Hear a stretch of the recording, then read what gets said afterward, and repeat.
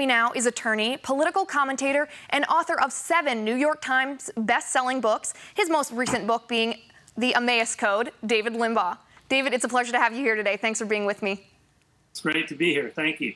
First of all, why do you think there's such a lack of coverage from the mainstream media when it comes to Christian persecution around the world? I think they're unconcerned about it. You know, you look at the polls, the self-identified atheists of the secular media, an overwhelming percentage, I mean, unbelievably high percentage are atheists, and they're certainly not Christians, no matter what faith they are.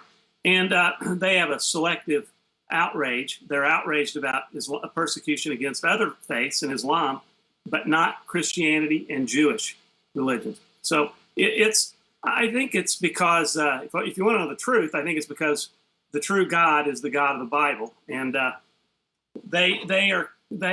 secular media is kind of has an aversion to truth, and so Obama talks about the Islamophobia, but the truth is probably 10% of the 2 billion Christians worldwide are subject to some form of persecution, and you don't see us persecuting other faiths.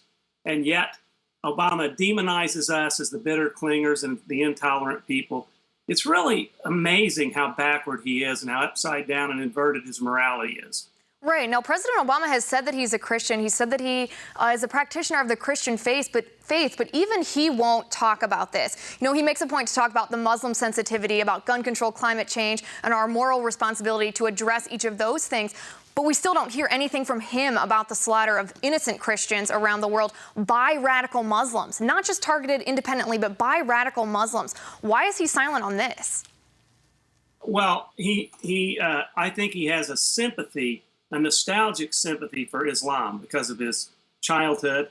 And I do not believe he's a Christian. I'm sorry if it's politically incorrect to deny his profession of faith. I think it's expedient. Everything about him screams otherwise. Now, I'm not saying he's a Muslim plant, but I think he's sympathetic to Islam, and I don't think he has fealty to Christian principles or to the God of the Bible. He doesn't even know anything about it. When he talks about it, it's embarrassing. And he said the sweetest sound he ever heard in his life was the Muslim call to prayer. No Christian could make that statement. No Christian. And so I've written about this before, and again, not in a conspiracy theory sense, but I'm not convinced. In fact, I'm convinced he's not a Christian. Right. Now, we're almost out of time, but you recently wrote a new book. It's actually on my bookshelf. Next one I'm going to read, called The Emmaus Code, Finding Jesus in the Old Testament. Can you tell us a little bit about that book?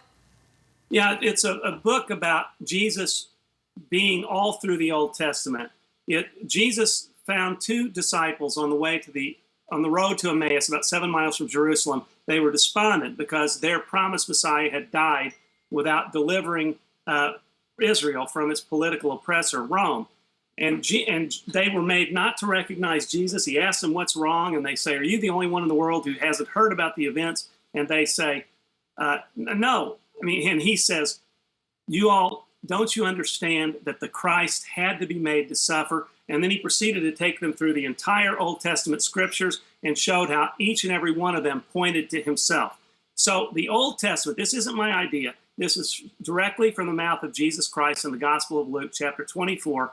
All of the Old Testament, every page points to Jesus Christ. My book points out exactly how that is the case. All the different Christ threads, the foreshadowings, the prefigurings, the prophecies, the typology, the Christophanies, which are appearances. We don't have much time to go into it all, but it is the book that I wish I'd had when I became a Christian some 25 years ago, because it is kind of a late introduction to the Old Testament. It's a outline and summary of each book, and then it shows how each of those books point to Jesus Christ. It's also it's got a summary and outline of Old Testament history, because I think people are intimidated by that. And it shows all the Christ threads leading from the Old Testament to the New, and how the Bible is so amazingly and divinely integrated. Well,